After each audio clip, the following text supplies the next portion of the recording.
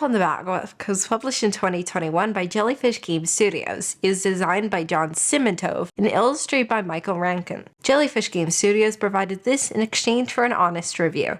In this trick-taking card game, 2 to 6 fashionistas vamp it up at a fashion show in order to see who's the most stylish.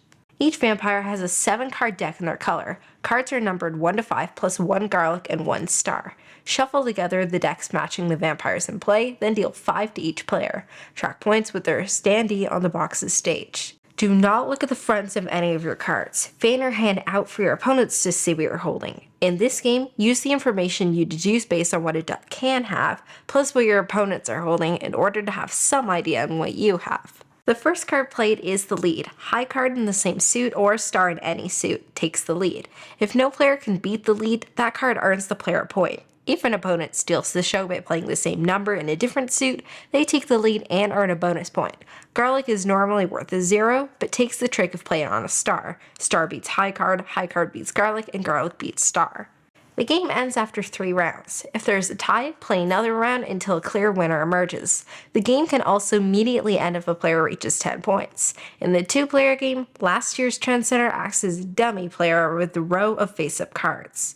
They start the game and play the leftmost card. You and your opponent play as normal. The trendsetter needs only 5 points to win. To break it down, deduce what you hold, play cards, and be the most fashionable vampire. That's Vamp on the Batwalk. Our games of Vamp on the Batwalk, including setup and takedown, have averaged about 20 minutes. The end is fixed, aside from the odd tiebreaker, and turns are incredibly quick. Because there are no player areas, you just need space for people to sit in order to play this. The central area is smaller than a placemat. I haven't played this with more than 3 people, but I enjoy it at that count.